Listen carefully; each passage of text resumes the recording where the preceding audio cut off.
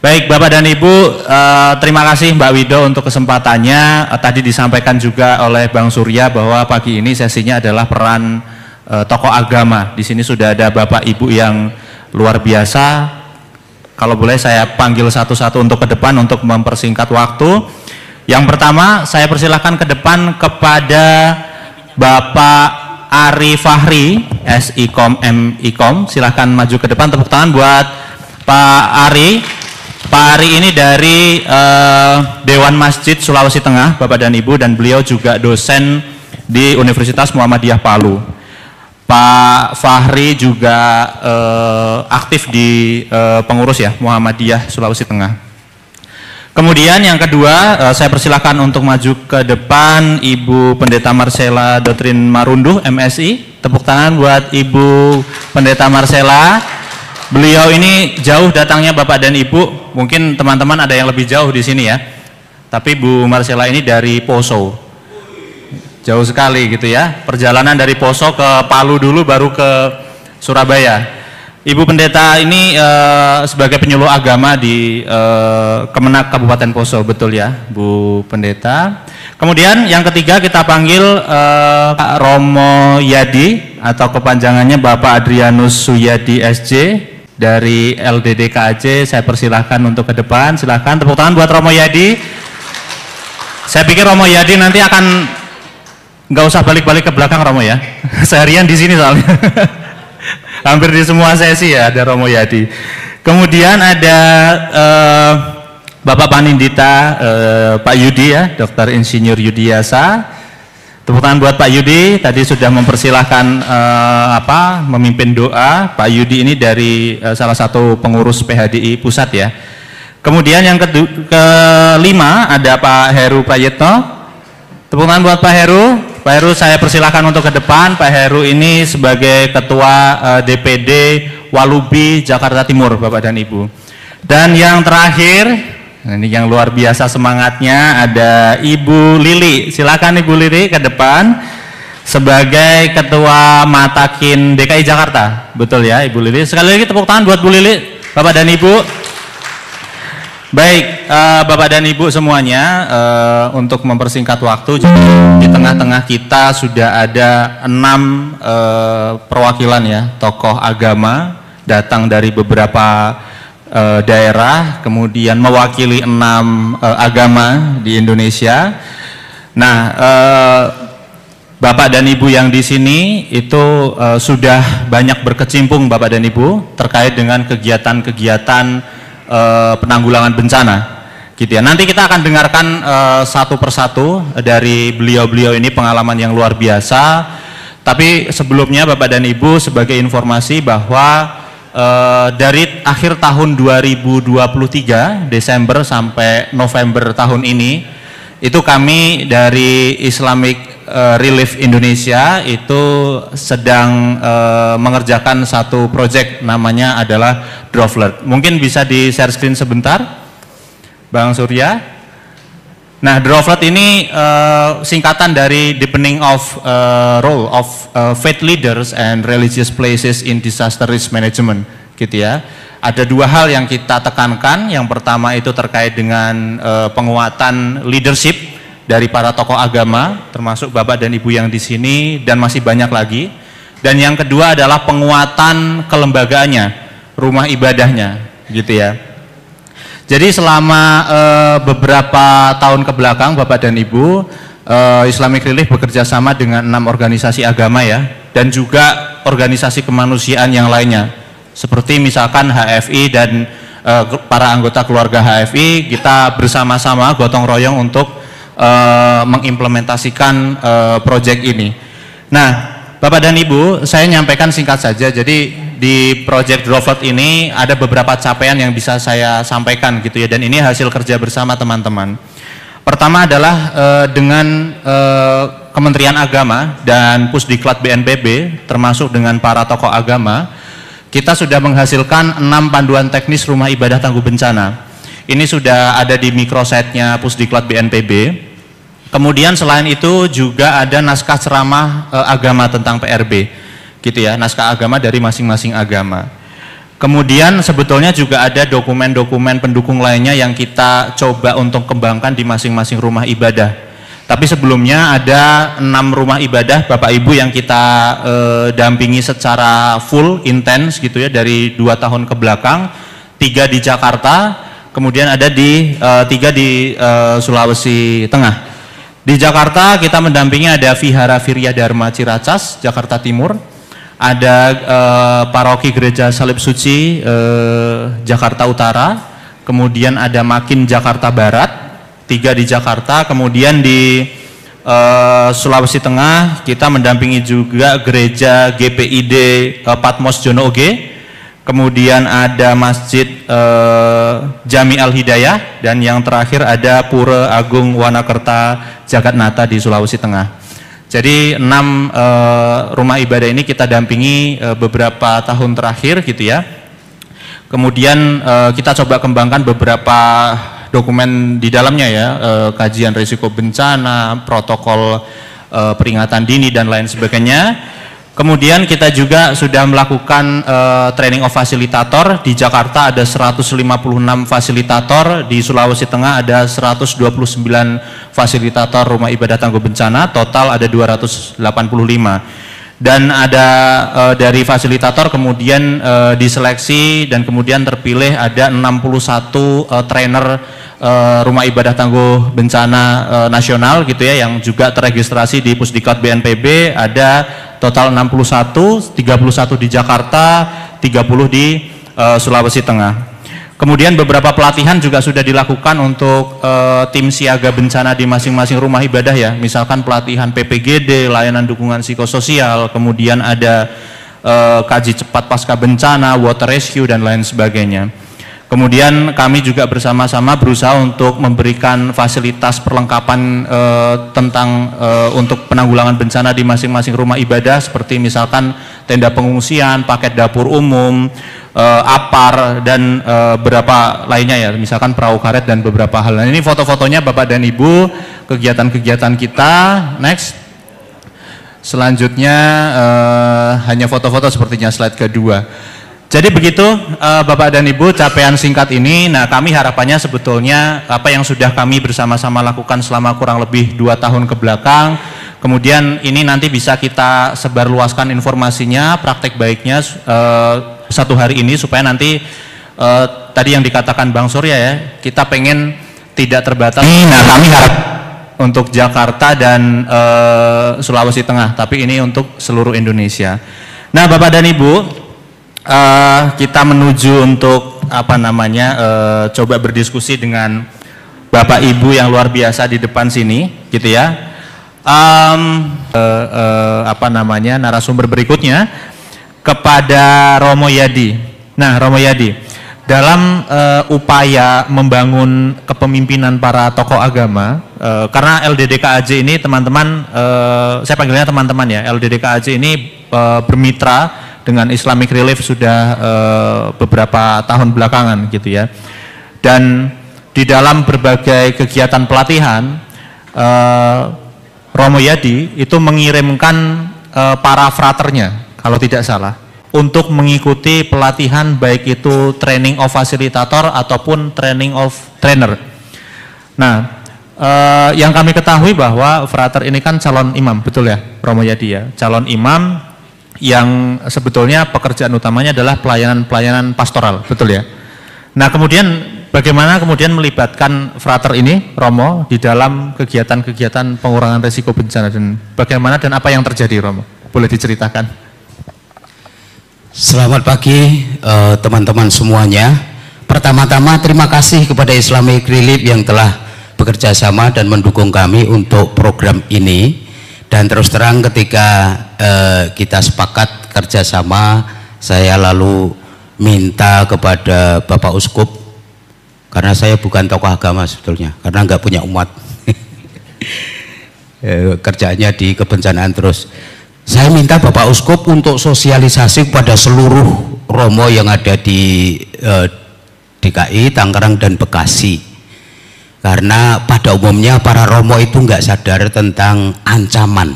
Jadi yang mereka biasanya terbiasa itu ya hanya banjir, kebakaran dan sebagainya.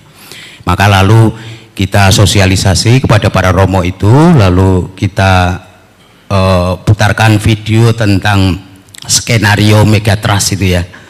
Baru para romo itu, oh begitu toh ternyata. Nah setelah itu sekretarisnya uskup, romo silahkan untuk masuk ke paroki-paroki. Tapi ternyata juga masuk ke paroki-paroki tidak mudah, karena kesadaran bahwa kita perlu mengetahui memitigasi bencana itu masih rendah, walaupun kalau ada bencana itu cepat responnya.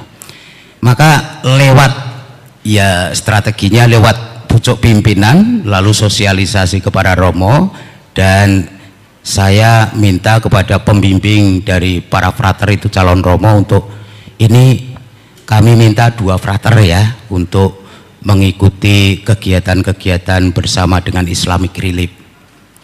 Lalu diizinkan, maka 2 frater awalnya memang juga belum paham ya, tapi kita coba ajak untuk merefleksikan secara teologis itu ya. Yang kita pakai adalah kisah penciptaan itu ya, bahwa manusia itu diciptakan dan diberi bunyinya kuasa, tetapi sebetulnya mandat untuk mengelola dan merawat alam ciptaan. Dan itu kalau dijabarkan secara teologis nanti masuknya ke PRB, bahwa semuanya itu karena manusia diberi kebebasan, maka dalam hal PRB juga harus menggunakan kebebasan itu. Itu kita coba refleksikan dengan para frater. Lalu oh begitu ya romo ya, sekarang frater mengikuti pelatihan-pelatihan ya. Nah, ini ada fotonya 2 frater itu yang itu ya, yang di sana itu mengikuti pelatihan yang difasilitasi Islamic Relief. 2 orang menjadi fasilitator dan juga trainer. Jadi saya damai mundur karena sudah ada penerusnya. Dan ini kita juga sedang merencanakan 2 frater lagi untuk kita beri pelatihan. Dan juga kita sosialisasi ke seminari itu sekolah asrama calon pastor itu ya, untuk hal ini. Dan saya bilang kepada rektornya, ini frater ini sudah pelatih loh, jadi nanti kalau sewaktu-waktu diminta untuk melatih ya harus diizinkan begitu ya. Dan saya sengaja memang yang melatih yang base-nya di Jakarta, supaya kalau saya kan ya nanti setelah di Jakarta nggak tahu mungkin kemana, jadi supaya ada yang tinggal di situ. Itu yang namanya Frater Christo itu adalah calon romo Keuskupan Agung Jakarta. Jadi nanti yang domisilinya di Jakarta, Tangerang dan Bekasi gitu ya. Yang satunya itu keliling seperti saya, jadi sekarang di wilayah Jogja. Jadi saya minta untuk connect dengan teman-teman Karitas Keuskupan Agung Semarang, supaya dia juga masih bisa terlibat dalam bidang kebencanaan. Jadi memang karena gereja Katolik itu terus terang hierarkis ya, terkomando gitu ya, maka strategi saya dari pucuk pimpinan dulu. Kalau pucuk pimpinan oke, lalu memprovokasi yang di lapisan menengah. Jadi sebetulnya saya ini tidak punya umat. Kalau gereja Katolik itu kan ada 2 aspek pasar dan altar. Altar itu artinya imam-imam yang melayani di sekitar rumah ibadah. Nah saya di pasar, artinya di hiruk pikuk dunia itu. Nah saya juga bilang pada para frater itu, kita di zaman ini nggak cukup hanya pelayanan-pelayanan di sekitar gereja, tapi kita juga harus terjun di tengah-tengah masyarakat, supaya kita mengikuti dinamika suka duka yang ada di masyarakat. Maka ya seringkali umat itu tanya-tanya, ini pastor kok nggak pernah misa, pekerjaannya keluyuran, malah nyerempet-nyerempet ke politik, kadangkala itu dikomplain juga. Tetapi itulah dinamika di pasar, termasuk soal kebencanaan dan sebagainya. Maka dengan cara itu lalu saya merasa fraternya oke, dan mengikuti pelatihan penuh, dan saya sekarang bisa mengatakan cukuplah saya mundur. Begitu Mas kurang lebih yang bisa saya sampaikan. Iya. Terima kasih. Baik, terima kasih Romo Yadi. Tadi menarik dengan organisasi yang tadi ya, kalau Romo Yadi menyebutkan komando gitu ya, sehingga Romo Yadi mendekati langsung ke pucuknya, nanti yang bawah-bawah langsung mengikuti gitu ya. Ini juga menarik Bapak dan Ibu. Sambil Bapak dan Ibu menyiapkan pertanyaannya, mungkin nanti di awal kita buka dulu 2 pertanyaan ya, atau 3 boleh, dari sebelah kiri, tengah, dan kanan. Sebelumnya saya minta maaf ya karena saya terlambat. Tadi saya ke tempat SPAB dulu, Satuan Pendidikan Aman Bencana. Ya, baik. Assalamualaikum warahmatullahi wabarakatuh. Salam sejahtera bagi kita semua. Om Swastiastu, Namo Buddhaya, salam kebajikan. Selamat pagi menjelang siang Bapak Ibu. Pagi siang. Iya, yang saya hormati Direktur Mitigasi Bencana BNPB atau yang mewakili, para perwakilan Kementerian Agama, Direktur Eksekutif HFI, perwakilan Wahana Visi Indonesia, LDD KAJ, DMC Dompet Duafa, Rumah Zakat dan Islamic Relief, perwakilan lembaga agama yang ada di Indonesia yaitu PGI, Caritas Indonesia, Walubi, PHDI, Matakin, dan LPB MUI, serta para narasumber, akademisi, praktisi, relawan, forum PRB, dan seluruh hadirin yang berkomitmen pada upaya penanggulangan bencana di negeri ini. Bapak Ibu, rasanya saya bukan sambutan ya, mungkin sedikit menyampaikan menyampaikan apresiasi buat pelaksanaan kegiatan ini, di mana hebat banget ini, berenam ya kumpul. Memang nawaitu kita adalah bagaimana 7 ketangguhan itu dapat dilaksanakan dengan baik dan lancar. Karena 7 ketangguhan ini nantinya akan memperkuat Destana, Desa Tangguh Bencana. Kita tahu bahwa satu desa merupakan satu wilayah yang kecil di mana bencana terjadi, kadang-kadang lebih dari 1 ancaman bencana, bisa 2-3 ancaman bencana, sehingga semua elemen yang ada di desa harus kita kuatkan. Baik Bapak Ibu, rasanya kita berkumpul hari ini dalam lokakarya Rumah Ibadah Tangguh Bencana di Mojokerto. Saya mengucapkan terima kasih kepada peserta yang sudah hadir dan semua kegiatan ini semoga bermanfaat. Kita tahu bahwa Indonesia merupakan suatu negara yang memiliki resiko bencana yang tinggi di dunia, sehingga pada masa selama 15 tahun terakhir tren kejadian bencana terus meningkat, dan lebih dari 97% diantaranya adalah bencana hidrometeorologi basah.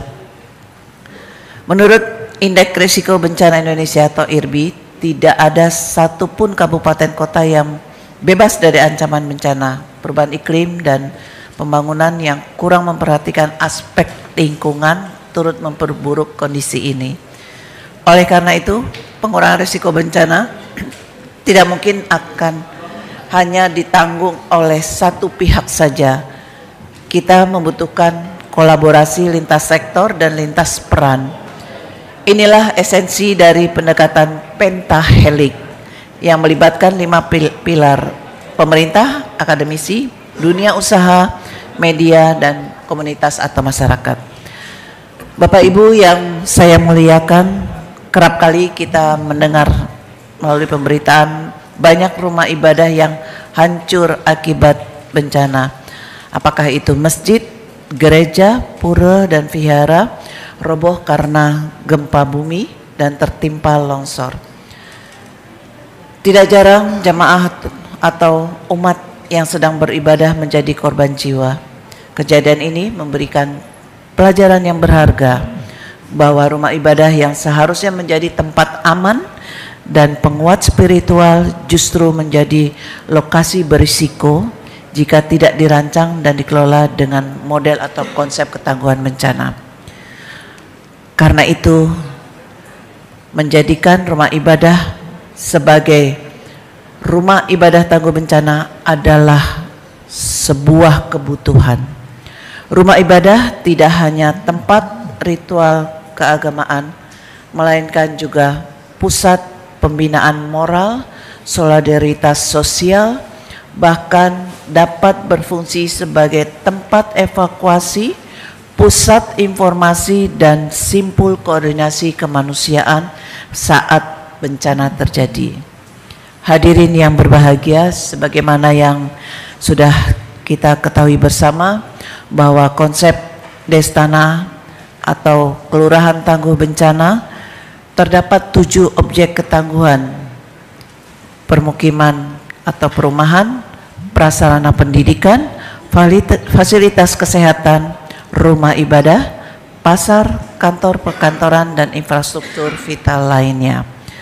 Rumah ibadah adalah salah satu objek ketangguhan, sehingga program Destana menyasar pada penguatan rumah ibadah.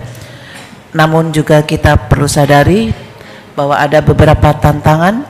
Yang pertama, banyak rumah ibadah dibangun tanpa standar keamanan bencana, sehingga rawan roboh pada saat gempa atau banjir. Minimnya pemahaman jemaah dan pengurus rumah ibadah tentang peran strategis dalam pengurangan risiko bencana. Keterbatasan anggaran untuk merenovasi dan penguatan struktur bangunan. Masih adanya anggapan bahwa bencana sepenuhnya takdir, sehingga ikhtiar pengurangan risiko sering terabaikan. Disinilah terdapat peluang besar yang bisa kita manfaatkan. Yang pertama, rumah ibadah memiliki otoritas moral dan spiritual yang tinggi, sehingga pesan-pesan kesiapsiagaan akan lebih mudah diterima jamaah. Kedua, rumah ibadah tersebar luas hingga pelosok desa, menjadikan titik strategis untuk edukasi, rantai peringatan dini komunitas, dan pusat kesiapsiagaan masyarakat. Ketiga, tokoh agama dapat menjadi agen perubahan yang menyampaikan nilai-nilai keagamaan sekaligus pesan kunci kebencanaan. Keempat, dengan jejaring lintas iman, rumah ibadah dapat memperkuat semangat gotong royong dan solidaritas kemanusiaan lintas komunitas. Hadirin yang saya banggakan, ketangguhan bangsa ini tidak hanya dibangun melalui infrastruktur fisik, tetapi juga melalui kekuatan iman, solidaritas sosial, dan kebersamaan. Rumah ibadah yang tangguh akan menjadi benteng sekaligus pelita, tempat masyarakat menemukan harapan, kekuatan, dan perlindungan di tengah ancaman bencana. Akhir kata, saya menyampaikan apresiasi dan terima kasih kepada semua pihak yang telah melakukan inisiatif penyelenggaraan Lokakarya ini. Semoga kegiatan ini membawa manfaat nyata dan menjadi langkah awal bagi terwujudnya rumah ibadah tangguh bencana di seluruh Indonesia seiring dengan terwujudnya desa dan kelurahan tangguh bencana.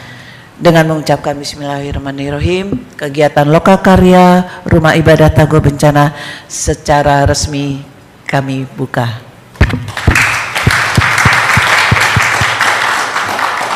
Terima kasih. Wassalamualaikum warahmatullahi wabarakatuh. Salam tangguh. Tangguh, tangguh, tangguh. Terima kasih. Ya. Baik, Ibu Prasinta, boleh izin kita berfoto bersama dulu. Dibantu teman-teman. Rumah ibadah tangguh. Tangguh, tangguh, tangguh. Rumah ibadah. Tangguh, tangguh, tangguh. Rumah ibadah. Tangguh, tangguh, tangguh.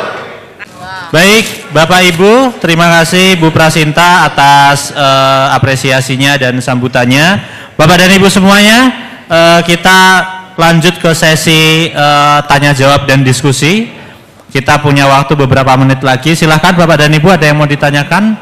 Bapak, 1, 2, ada satu lagi kiri, sebelah kiri, boleh 3. Kita mulai dari silakan Pak.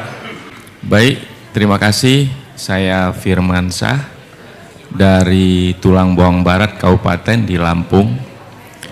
Luar biasa sekali Pak Saudara Moderator, kehadiran rekan-rekan kita di depan menyemangati kita, sepertinya menyemangati kita menuju kebersamaan atau toleransi. Dari segala teori-teori yang ada, tadi sudah diceritakan, saya tangkap dari, saya lupa namanya yang Walubi Pak, siapa Pak? Pak Heru, sepertinya memang endingnya adalah pengejawantahan di lapangan.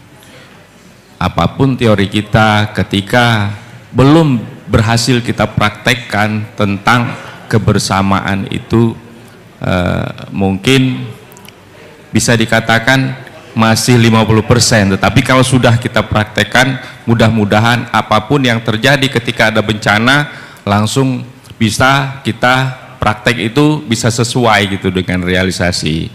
Saya ingin bertanya saja, mudah-mudahan pertanyaan saya ini atau seuzon saya ini tidak benar, tetapi berdasarkan pengalaman-pengalaman dari yang ada di lapangan. Saya muslim sendiri ya Pak ya, ada beberapa faksi. Saya ingin bertanya, ketika ada kebencanaan, pernahkah terjadi misalnya ada pertentangan ketika ada masyarakat yang kita bantu di rumah ibadah tersebut? Karena saya muslim, saya tahu, paham masjid itu seperti apa, tetapi saya tidak paham ketika di gereja, di mana sih yang sakralnya. Nah ini nih, apakah pernah ada hal-hal yang mungkin tidak mengenakan lah, atau seperti apa kita menanggulanginya? Demikian, terima kasih. Izin, teman saya tadi mau berburu. Jadi kepotong dulu ya Pak Dian. Terima kasih kesempatannya. Assalamualaikum warahmatullahi wabarakatuh. Selamat siang semuanya. Perkenalkan, saya Dadan dari BPBD Kabupaten Bandung. Kebetulan memang saya diperintahkan oleh pimpinan salah satu bagian yang menjadi peranan penting untuk menghadiri kegiatan yang ada di bulan peringatan Dekade Bencana. Gini Pak, menyimak berbicara keselamatan, bahwasanya memang keselamatan itu adalah hak asasi setiap manusia, ya. Bahkan menjadi tolak ukur hukum tertinggi dari setiap negara, itu keselamatan. Baik dari keselamatan fisik, ekonomi, sosial, dan lain sebagainya. Dan menyimak ketika berbicara ini, kita berbicara dengan konteks bencana, bahwasanya dalam Undang-Undang 24 tahun 2007, pengertian bencana sebagaimana kita ketahui bersama, bahwasanya adalah bencana merupakan serangkaian peristiwa yang dapat mengganggu kehidupan dan penghidupan warga masyarakat, yang dapat menimbulkan kerugian baik ekonomi, sosial, dan lain sebagainya. Menitik beratkan ini Pak, dalam diskusi panel ini dari berbagai tokoh dan di lembaga agama, tentunya kalau perspektifnya ini saya menyimak konteksnya bencana alam, bencana alamnya. Namun tidak dapat kita pungkiri bahwa di lingkungan sekitar kita sering terjadi juga yang namanya bencana atau resiko sosial. Kebanyakan di negara Republik Indonesia ini, terutama beberapa di daerah, saya juga sering memperhatikan adanya salah satu peristiwa karena akibat resiko sosial, bahwasanya ada satu rumah tangga, dan ini terjadi di wilayah kami. Dia mengakhiri hidupnya dengan lumayan sangat cukup menggetarkan hati ya bagi para pemangku yang ada di pimpinan di kami, dengan cara bunuh diri. Itu bisa satu keluarga, melibatkan anak-anaknya bahkan. Nah, untuk hal ini Pak, singkatnya, apakah peranan ataupun upaya-upaya, strategi-strategi, langkah-langkah ataupun hal lainnya, kebijakan-kebijakan dari para pemangku agama ini disampaikan kepada pemerintah setempat terhadap resiko-resiko sosial yang lainnya. Karena resiko sosial ini sekarang Pak banyak sekali, akibat judi online kah, akibat pinjol, karena itu tidak tergesit dalam forum ini. Ataukah mungkin nanti dari sesi kedua ya Pak Moderator, tapi mungkin saya mendahului dulu berbicara dengan resiko ini. Upaya-upaya, trik-trik atau strategi-strategi dari para pemangku agama yang ada di depan ini. Kalau kami sendiri Pak, sebagai Muslim, mohon izin Bapak kalau maaf salah, bahwasanya dalam surat Al-Baqarah ayat 286, la yukallifullahu nafsan illa wus'aha laha makasabat wa 'alaiha maktasabat. Ya, Allah tidak akan membebani umatnya cobaannya berdasarkan dengan kemampuannya. Seperti yang tadi Ibu sampaikan seperti itu. Ya, kalau manusianya berbuat baik dia mendapat pahala. Kalau manusianya berbuat dosa dia mendapat siksa. Mungkin itu dalam Muslim. Bahkan surat An-Nasr sendiri kita kan jelas Pak ya, ada fa inna ma'al usri yusra, inna ma'al usri yusra.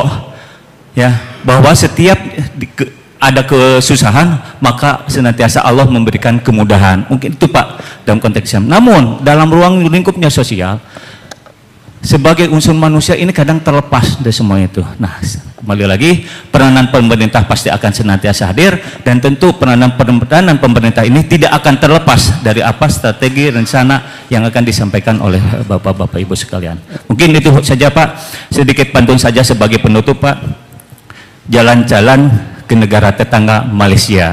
Cakap. Nah, cuma beli baju dan celana. Cakap. Semoga negara Indonesia terhindar dari bencana. Terima kasih. Assalamualaikum warahmatullahi wabarakatuh. Waalaikumsalam warahmatullahi wabarakatuh. Terakhir tadi dari sebelah kiri, dari perempuan belum ada ya? Belum ada. Ada dari perempuan? Kalau belum ada silakan tadi Bapak dulu. Bapak. Ya. Terima kasih. Assalamualaikum warahmatullahi wabarakatuh. Salam sehat untuk kita semua. Hari ini saya kenalkan diri. Nama saya Hasan di Bangka, tapi saya bukan di Bangka Pak, tapi saya dari Aceh. Nama saya Ketua Forum PRB Aceh. Dan ini pertemuan kumpulan PRB kesekian kali di tahun 2024 di Aceh, 23 di Kendari, 22 di Kalimantan. Ya, hari ini saya senang karena kita dalam konteks keagamaan bisa menyatukan diri. Artinya dalam konsep bersama pengurangan risiko bencana kita bisa menyatukan diri. Itu teori Pak. Di tataran, di level pegiat, di level atas. Nah hari ini bila teman-teman non-muslim, misalnya dari pihak Kristen saya misalkan, buat acara di Islam, maka itu akan menunjukkan karakter negatif. Kedua, bila orang Islam buat acara di tempat non-muslim, maka dibilang apakah ini dah berubah agamanya? Ini sesuatu image Pak, sesuatu image yang, dan ini yang menyebabkan bahwa kita bisa berlambat terkait pengurangan risiko bencana. Ada pihak Konghucu masuk di tempat ke Islam, ke masjid, kok bisa ya pihak itu bisa masuk masjid? Apa masalahnya ini? Apa pihak imamnya sudah berubah gitu? Dan ini sesuatu yang kritis bagi saya Pak, karena saya mengkonsep isu bencana sejak 2013, Ketua Forum PRB Banda Aceh, habis itu berubah menjadi Sekjen Forum PRB Aceh, dan hari ini menjadi Ketua Forum PRB Aceh Pak. Jadi saya tawarkan bahwa ada acara kita bersama, itu kolaborasi simulasi kegiatan lintas agama Pak, sehingga rasa image yang memunculkan lintas agama itu bersatu dia, tidak berubah image. Kalau enggak itu baru menjadi personality, menjadi image. Ketika image negatif maka kita nggak bisa berbuat lain Pak. Maka saya hari ini mengajak teman-teman para tokoh-tokoh di sini, mari kita deklarasikan bahwa mari kita lakukan standar buku yang sudah dikeluarkan. terdekerkan, ayo kita lokal lintas agama. Misal di orang Islam masuk di materi di Kristen, orang Kristen masuk di sini. Jadi kita rolling di situ, kita lokal, sehingga rasa berbeda paham, bukan rasa berbeda nyata, berbeda paham itu memiliki kesamaan. Kenapa kita bilang semua di agama kita baik? Hanya saja kita jarang bertemu, itu menjadi masalah.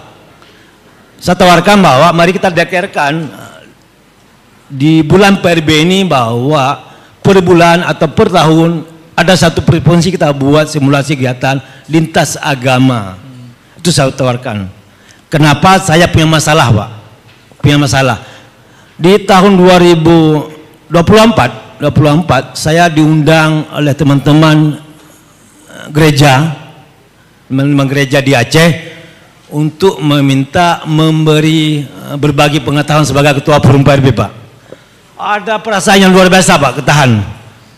Betul. Saya datang sendiri, apa Hasan ini sudah berubah agama. Dan iming-iming.